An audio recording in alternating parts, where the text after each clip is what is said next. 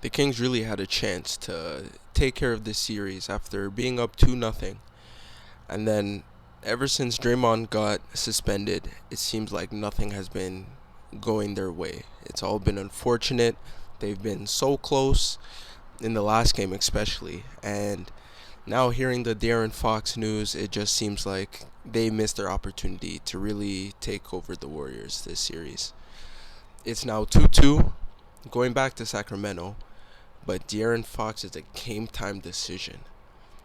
We all know if he don't play, they got no chance. So it's tough to see. It's tough to see. But hey, this is DJ Baller. Subscribe, like the video, join the community. This playoffs has been eventful, crazy, but a lot of injuries, which is very sad to say. But hey, let's get into the Kings Warriors series. The Kings being up 2-0, they really had to take a game away from home at the Warriors' home to really stomp their foot down and be like, no chance you guys are making it through this series. You guys can't win a game on the road. This is our series to take.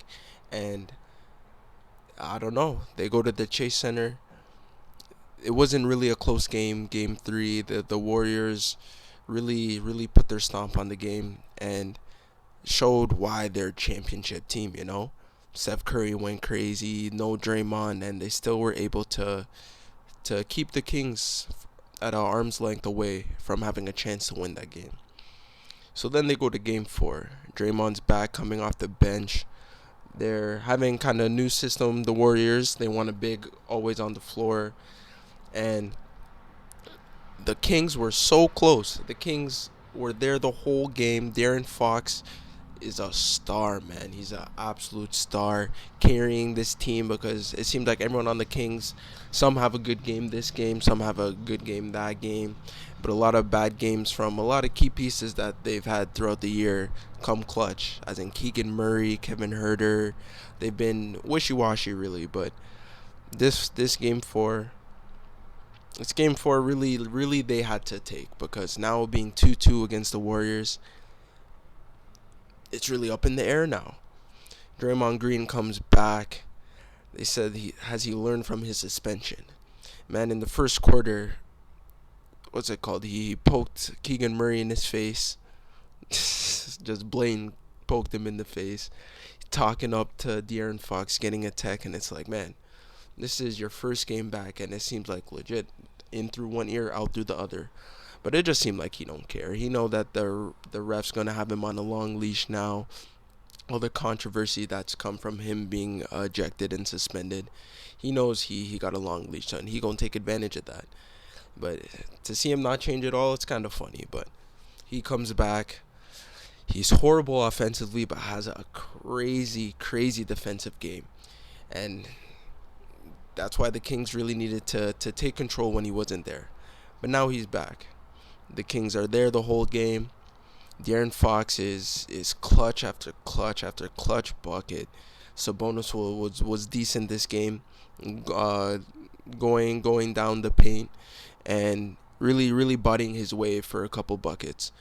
They be forcing him to try to take that mid range. He will excuse it a couple times, but sometimes he'll take it. I think he made 1 for 3 of them today.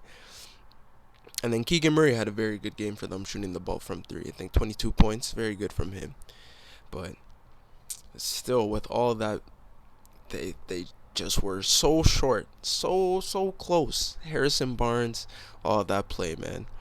I feel like if De'Aaron Fox doesn't fumble the ball, give the Warriors an extra 2 seconds, and they lose 2 seconds in, like, I think they had 11 seconds left of the game to drop a play. That forced them that when Fox got out of his hands from the double team, Harrison Barnes, all he could do is shoot. There was no time to make another pass, make a play. He had to shoot the ball. So I feel like if De'Aaron Fox doesn't fumble the ball in the first place, I feel like they have a chance to create a better play than they ended up with. Steph Curry was great defensively to force him to do that, and then Draymond with the great help. Harrison Barnes, man, he so close. It was so close. He you can't blame him. He was in the perfect opportunity to take that shot and win the game. It's just unfortunate. But now that leads the Warriors and the Kings to a 2-2 series. And the worst news of all came out that De'Aaron Fox injured the tip of his finger. I remember seeing in the game he was kind of holding onto his finger, laboring it a bit, but it didn't seem like nothing. He continued the rest of the game. But I guess after the game finished, a bunch of testing comes, and that finger's pretty messed up. He's game time decision for the next game. We gonna see if he plays, but if he does not, I think the Kings have lost their opportunity to pass the Warriors. Without De'Aaron Fox, they don't have a sliver of a chance. That's their best player, and it's not even like their second best player was like matching him. He's up here, the next player's down here. It's like he's been carrying this team to have a chance against the Warriors, and they really, when he was going good, they had a chance, but the other people didn't step up, and now you expect the other people to step up when he's not there. It's just not gonna happen, which sucks too, because he's having an outstanding series for his first playoffs, and I hope it doesn't get cut short. I hope he's able to play through the injury. He's probably gonna have to get it covered up his finger, but it's just unfortunate to see, man. Too many injuries in this playoff so far, and I hope it doesn't ruin this series, because people are saying the suspension ruined this series. No, no. The suspension didn't ruin nothing. Draymond ruined that for them, even though it was a blessing in disguise, it looks like. But this injury will honestly kind of ruin the series because it's tied 2-2, and it just, I feel like everyone can see the writing in the wall if Fox is out, that the Warriors have no reason to lose the next two games.